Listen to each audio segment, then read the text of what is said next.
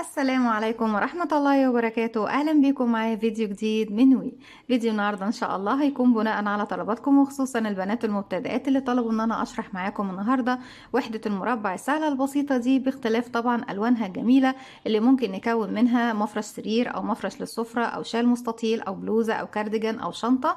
أتمنى تكون سهلة وبسيطة عليكم وكمان تنول أعجابكم. فضلا ليس أمرا، ما تنسوش إذا عجبكم الفيديو تدعموني بلايك وشير وسبسكرايب. بسم الله الرحمن الرحيم. زي ما احنا شايفين وحدتنا سهلة وبسيطة، وممكن نستخدم فيها مجموعة كبيرة من الألوان. يمكن كمان الورد الداخلية ممكن نستخدم فيها بقايا الخيوط، وبقية المفرش أو الوحدات بتكون بلون واحد اللي هو بيكون الأبيض أو الأسود أو أي لون طبعا انت حباه. الوحدة سهلة وبسيطة، يمكن مش جديدة، لكن هي مميزة جدا وجميلة وسيمبل وبسيطة جدا. وهنشرح مع بعض كمان طريقة التشبيك، وبتكون باستخدام غرزة الحشو. وممكن طبعا اللي مش حابب غرزة الحشو لأن بيكون فيها بروز شوية لفوق يستخدم غرزة المنزلقة أو الخيط والإبرة. هستخدم معاكم خيط صوف متوسط السمك مع إبرة 3.5 ملم أو 3.75، لكن هي دي 3.75، لكن هي بتكون نفس المقاس بالنسبة للإبر السيليكون أو الإبر الألومنيوم، بتكون 3.5 ملم. في البداية ببتدي أكون دائرة سحرية، وبداخل الدائرة السحرية ببتدي أكون 12 غرزة حشو. هسيب مسافة بسيطة من الخيط، وعلى 2 من الأصابع ابتدي ألف الخيط وارجع للخلف واجي تاني للأمام. مش بجيب الخيط جنب بعضه، لا يا بنات، بجيبه عكس بعضه بشكل حرف الاكس، ومن نفس المكان اللي انا واقفه عنده برجع تاني للخلف والف ايدي الناحيه التانية. في الخلف هنا تكون عندي حلقتين، بنزل تحت الحلقه الاولى وبسحب من تحتها الحلقه التانية الموجوده عندي. هلف ايدي الناحيه التانية، وواحده واحده اخرج الخيط من على ايديا، واتاكد ان طرفين الخيط داخل الدائره السحريه زي ما احنا شايفين. زي ما احنا شايفين بسيب بقى الخيط دوت احافظ عليه كويس جدا عشان اقفل الدائره السحريه في النهايه. اما طرف الخيط المتصل بالبقره هبتدي ارفعه على ايدي عشان اشتغل.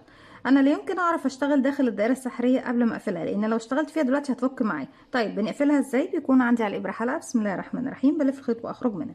كده بكون ارتفعت السلسله دي بتقفلي الدائره السحريه، وفي نفس الوقت هي ارتفاع غرزه الحشو. طيب بالنسبة طبعا للدائرة واسعة شوية وانا مش بعرف اشتغل وهي واسعة كده، نعمل ايه يا رندا؟ شدي خيط البداية، ضيقي المركز او السنتر للحجم طبعا اللي انت محتاجة ان تكون عندك سنتر دائرة فيه. هبتدي داخل الدائرة اشتغل 12 غرزة حشو. زي بنشتغل غرزة الحشو بكون عندي على الابرة حلقة بدون ما الف الخيط، بنزل بطريقة ساقطة لان هي اسمها الغرزة الساقطة بردك. اسحب الخيط واخرج معايا على الابرة 1 2 حلقة، بسحب الخيط واخرج منهم هما الاتنين 1 2. بقى كده عندي غرزة 2 3 4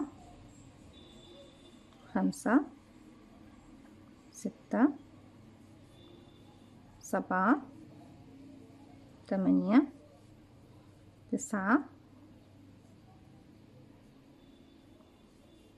10 11 12. طيب عندي بديل تاني يا بنات، ممكن بدل ما ابتدي ب12 غرزة حشو ابتدي ب6، بس على شرط لما تشتغلي السطر التاني بتشتغلي فوق كل غرزة يعني تزايد، بتشتغلي فوق كل غرزة 2 غرزة بف.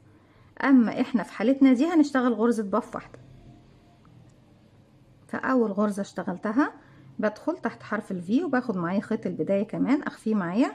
هسحب الخيط واخرج من تحت الحلقتين ومن تحت الحلقة الموجودة عندي على الابرة بغرزة منزلقة. طيب بنفس اللون بكون السطر التاني، فوق كل غرزة حشو بشتغل غرزة بف مكونة من 4 لفات. هلف الخيط واخرج من الحلقة الموجودة عندي على الابرة وارتفع بس كده ارتفاع غرزة البف. هلف الخيط، هعتبر دي بقى الحلقة الاساسية اللي عندي على الابرة. هلف الخيط، هنزل في نفس الفراغ اللي انا قفلت فيه لان هو الفراغ الاول بالنسبه لي. اسحب الخيط واخرج، واسحب الخيط لفوق لغايه ما اوصل للطول اللي انا واقفه عنده. تاني مره بلف الخيط وفي نفس الفراغ بدخل اسحب الخيط واخرج واسحب لفوق. تالت مره،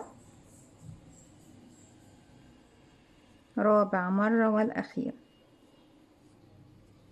زي ما احنا شايفين كده اصبح معانا كام حلقة الاساسية؟ 1 2 3 4 5 6 7 8 حلقات، يعني معايا 9 حلقات على الابرة. نعد تاني، 1 2 3 4 5 6 7 8، والحلقة الاساسية يعني 9. هسحب الخيط واخرج من التمانية، اتبقت الحلقة اللي خرجت بيها والحلقة الاساسية هسحب الخيط واخرج منهم. وهرتفع سلسلة مسافة، وممكن كمان لو حابة تخليهم سلسلتين، بس انا يعني انا اشتغلت على سلسلة وكانت الشغل كويس جدا.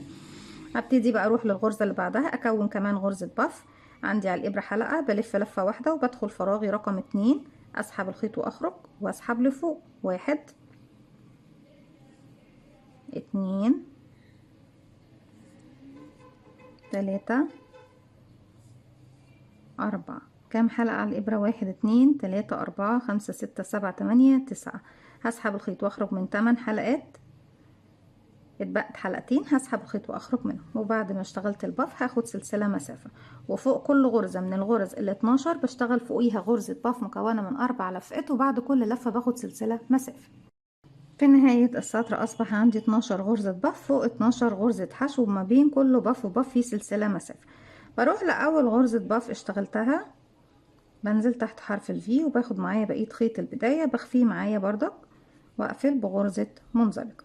طيب هبتدي اضيف اللون التاني اللي ببتدي اشتغل بيه، وهو لون قاعدة المفرش اللي انا بشتغل بيه. بجيب خيط البداية بسيب منه مسافة بسيطة مش كتير، والف الخيط حلقة على الهواء، بدخل داخل الحلقة الف الخيط واسحب منها، وطرف خيط البداية بشده بقفل عقدة بداية. هسحب الحلقة الجديدة من تحت الحلقة الموجودة عندي على الإبرة، أطراف الخيوط كلها اللي أنا مش بستخدمها بما فيها حتى الخيط اللي أنا كنت بشتغل بيه السطر اللي فات هسحبه معايا، أشتغل عليه سطر وبعد كده أبتدي أقص. همشي بمنزلقة لغاية السلسلة، لأني مش بشتغل فوق غرز الباف خالص نهائي. أنا بشتغل فين يا بنات؟ بشتغل على الفراغات اللي موجودة عندي فوق السلسلة. هبتدي ارتفع سلسلتين، بسم الله، 1 2، ومش هعتبرهم اي حاجة، دول مجرد سنادة تسند الغرزة معايا فقط لا غير، يعني مش بعتبرها من العدد اللي انا بشتغله.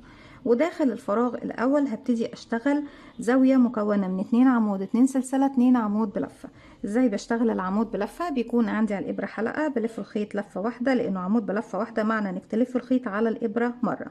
بيكون معايا كده حلقتين، الحلقة الاساسية واللفة اللي لفيناها. هدخل فراغي اسحب الخيط واخرج معايا على الابرة 3 حلقات، هسحب الخيط واخرج من حلقتين، اتبقوا 2 هسحب الخيط واخرج منهم. تاني بكرر حلقة على الابرة، لفة واحدة بقوا حلقتين، هدخل فراغي اسحب الخيط واخرج بقوا 3 حلقات، هسحب الخيط واخرج من حلقتين، 1 2 اتبقوا 2 هسحب الخيط واخرج منهم 1 2. انا اشتغل سلسلتين، 1 2 سلسلة، وكمان مرة في نفس الفراغ 2 عمود بلفة في نفس الفراغ. يبقى الزاوية بتكون مكونة من 2 عمود بلفة 2 سلسلة 2 عمود بلفة في نفس الفراغ. طيب ما بين كل فراغ وفراغ بروح اشتغل فيه، هاخد من فوق سلاسل؟ لا، مش هاخد اي سلاسل، مباشرة هروح اشتغل في الفراغ بتاعي. طيب مرة بشتغل زاوية فيها 2 عمود 2 سلسلة 2 عمود، ومرتين بعدها يعني على السلاسل دي ودي اللي بعدها بشتغل 2 عمود وارجع هنا 2 عمود بس، يعني مش زاوية. تمام، تكون مجموعة عادية مش زاوية. هشتغل 2 عمود بس في الفراغ ده، 1، وطبعا سيبنا غرزة البف، 2، ارجع الف الخيط على الابرة، بسيب البف اروح ما بين البف والبف فوق السلسلة، اشتغل 2 عمود، 1 كمان مرة 2. كده كونا اول مجموعة الزاوية بتاعتها، و2 فراغ اشتغلنا عليهم 2 عمود بلفة. الفراغ اللي جاي ببتدي اشتغل عليه كمان زاوية، يعني 2 عمود، 1 2 2 سلسلة، 1 2 كمان مرة في نفس الفراغ، 1 2 عمود. انا كده كونت زاوية. الفراغين اللي بعديهم بيكون 2 عمود 2 عمود وارجع زاوية، 2 عمود 2 عمود زاوية، 2 عمود 2 عمود، واحنا كده كده كنا كونا في بداية السطر الزاوية، فبالتالي بقى في فوق اول عمود اشتغلنا. هكمل بقى المربع بتاعي بنفس الطريقة وارجع لكم نكمل السطر الجديد مع بعض. في نهاية السطر زي ما احنا شايفين، بعد ما اشتغلت 2 عمود 2 عمود، خلاص المفروض ان الفراغ دوت كنا فيه زاوية. ببتدي في اول عمود فيه تحت حرف الفي، السلسلتين انا ماليش علاقة بيهم نهائي، بقفل فوق اول عمود اشتغلته بغرزة منزلقة زي ما احنا شايفين كده. بيكون خلاص سهل عليا ان انا ابتدي اشتغل المربع، سواء اشتغلت سطر او سطرين او 3 كمان بعد الوردة، بيكون سهل عليا لاني ببتدي اشتغل بشكل اللي هو طبعا المربع المصمت، اللي بيكون عندك شغلك كله بيكون على الاعمدة. فوق كل عمود بتشتغلي عمود، ولما بتوصلي لسلسلتين الزاوية بتشتغلي زيهم زاوية مكونة من 2 عمود 2 سلسلة 2 عمود بلفة. وبعد كده بتبتدي تشتغلي تشبكي الوحدات بتاعتك مع بعض. برتفع سلسلتين، 1 2، هبتدي خلاص خيط اللبني انا ممكن اقصه خلاص، يعني اقصه من هنا ومن غير اي تنظيف، وممكن اسيب 10 سنتي وابتدي اقص، وبابره التنظيف بردك اخيطه في الخلف ظهر ايه الغرز الباف كلها. طيب انا هنا اشتغلت سلسلتين، وزي ما قلنا مع بعض هي بتكون مجرد بس سناده، يعني ما بحسبهاش من العدد. معنى كده ان هدخل فوق العمود الاول اشتغل عمود بلفه فوقي، كده عمود فوق اول عمود. العمود التاني من الزاويه بشتغل فوقيه عمود تحت حرف الفي بشكل طبيعي. هنا وصلت للسلسلتين دي بقى بتكوني فيها زاويه، ودايما في كل السطور فوق السلسلتين بشتغل 2 عمود 2 سلسله 2 عمود بلفه. 1 2 1 2 كمان مرة في نفس الفراغ 1 2. نرجع نشتغل فوق الأعمدة أعمدة. أنا عندي كده 2 بتوع الزاوية واتنين لوحدهم واتنين لوحدهم واتنين بتوع الزاوية، يعني 2 4 6 8 أعمدة ببتدي أشتغل عليهم 8 عمود بلفة. 1 2 3 4 5 6 7 8. وصلنا للسلسلتين تاني فوق السلسلتين 2 عمود 2 سلسلة 2 عمود بلفة، وبكرر دوت لغاية نهاية السطر. 1 2 1 2 سلسلة كمان 1 2 عمود. انا بكتفي بالسطر دوت ومش بزود على المربع بتاعي حاجة تاني. طيب لكن انتوا لو هتحبي ان انت تزودي سطر او سطرين كمان او اي عدد من السطور زي ما انت عاوزة، بيكون عندك هنا كام عمود بقى بتشتغلي عليه بخلاف الزوايا اللي فيها السلاسل؟ 1 2 3 4 5 6 7 8 9 10 11 12. معنى ان ال8 عمود زاد عليهم 2 من هنا و2 من هنا اللي كانوا طبعا في الزاوية اللي احنا اشتغلناها الجديدة. السطر اللي جاي هتبتدي تشتغلي فوق الزوايا، يعني فوق ال 12 عمود 12 عمود، فوق السلسلتين بتشتغل 2 عمود 2 سلسلة 2 عمود، 2 منهم بيروحوا للمجموعة دي و2 منهم بيروحوا للمجموعة دي من الزاوية دي. طيب الزاوية التانية بردك 2 عمود 2 سلسلة 2 عمود، وكل الزاوية بشتغل بنفس الطريقة، 2 عمود بيروحوا للمجموعة دي و2 عمود بيروحوا للمجموعة دي، يعني كل مجموعة بتاخد من الزاوية دي 2 ومن الزاوية دي 2. تمام يا بنات؟ بكمل السطر بتاعي بنفس الطريقة وارجع لكم نشوف بنشبك مع بعض ازاي. في نهاية السطر بعد ما خلصنا هنا طبعا في النهاية كان عندي العدد هنا بشتغلت فوق 6 عمود بلفة، لاننا اشتغلنا على الاتنين اللي هما في الاخر اول السطر. بقفل بمنزلقة فوق اول عمود اشتغلته، ابتدي اسحب الخيط واسيب 10 15 سنتي وابتدي اقص الخيط وبإبرة التنظيف ببتدي اشتغل. بكده بيكون المربع خلاص كده عندنا زي ما احنا شايفين تمام خلص اهو، وعدد الغرز هنا نفس عدد الغرز هنا. طيب طريقة التشبيك بتكون ازاي يا بنات؟ لما بشبك بغرزة المنزلقة بشبك على ظهر الشغل، او الخيط والابرة بشبك على ظهر الشغل. اما في طريقة التشبيك بغرزة الحشو بشبك على وش الشغل. هبتدي اجيب المربعين قصاد بعض بالشكل ده، واجيب الخيط اللي هبتدي اشبك بيه، بلف حلقة على الهواء بالشكل ده اهو، واسحب الخيط واخرج منها واقفلها عقدة بداية.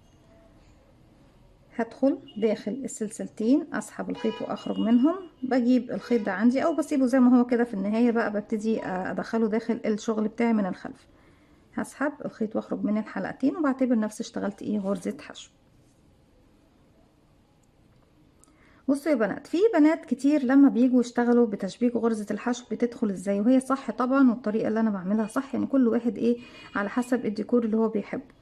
ببتدي بيكون عندي على الابرة حلقة، بدخل تحت حرفين الفي للغرزة من هنا، واشوف الغرزة اللي وراها بدخل بردك تحت حرفين الفي ليها، اسحب الخيط واخرج معايا حلقتين بشغل غرزة حشو بالشكل ده. نرجع تاني نكرر في الغرزتين اللي وراهم، بدخل تحت الغرزة دي وتحت الغرزة دي زي ما احنا شايفين، اسحب الخيط واخرج معايا حلقتين على الابرة، بسحب الخيط واخرج بغرزة حشو. نكرر كمان في واحدة، ادخل تحت الغرزة دي وتحت الغرزة دي اسحب الخيط واخرج معايا حلقتين، هسحب الخيط واخرج بغرزة حشو. طيب بيكون ده شكل الشغل معايا اهو بالشكل ده. اذا حبيتي الشكل ده تمام. اما الطريقة اللي انا بفضلها دايما، انا مش بحب اني اشغل تحت الحلقتين. امال بتحب ايه يا رندا؟ بحب اشغل تحت حلقة واحدة بس، بحيث ان الحلقة التانية تكون مدياني خط من هنا وخط من هنا، ويكون شكله حلو جدا، وغرزة الحشو بتكون ساقطة في المنتصف. طيب ازاي ده بتعمليه؟ انا بيكون عندي على الابرة زي ما احنا شايفين ده حرف الفي اهو. لو دخلت تحت حرف الفي للغرزة اللي من الناحية دي، في حلقة امامية الفرونت لوب، وفي حلقة خلفية اللي هي الباك لوب. لما باجي اشتغل هبتدي هسيب الحلقة الأمامية، مش هشتغل فيها، وهدخل تحت الحلقة الخلفية. ده بالنسبة للمربع اللي قصادي. أما المربع اللي في الخلف بدخل في الأمامية اللي بتكون في وشي على طول، يعني بدخل في الأمامية واسيب الخلفية بتكون ايه مش بشتغل عليها. أسحب الخيط وأخرج من تحت الحلقتين، بيكون عندي على الإبرة حلقتين، بسحب الخيط وأخرج منهم. تاني بكرر، أنا دي الغرزة بتاعتي اللي هشتغل عليه، بسيب الحلقة الأمامية وبروح للحلقة الخلفية الباك لوب، ثم في الخلف الحلقة الأمامية اللي هي الفرونت لوب. أسحب الخيط وأخرج، أسحب الخيط وأخرج من الحلقتين بغرزة حشو، وبكمل السطر بتاعي كله خلفي مع أمامي، خلفي مع أمامي، خلفي مع أمامي، لغاية ما أخلص الوحدتين مع بعض.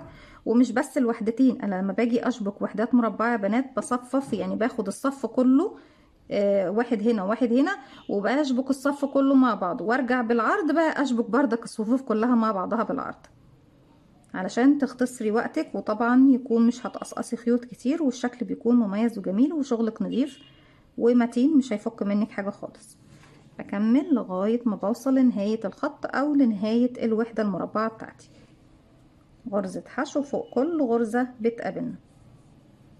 بعتبر الفيديو بتاعنا النهاردة مراجعة للبنات المبتدئات اللي طلبوا مني طبعا ننفذ الوحدة دي، علشان حابين ينفذوا بيها اكتر من مشروع. وطبعا على راسي من فوق وعنايا الاتنين كل طلباتكم، كلكم كلكم كلكم بحبكم جدا، يعني ربنا يا رب يحب فينا كل خلقه.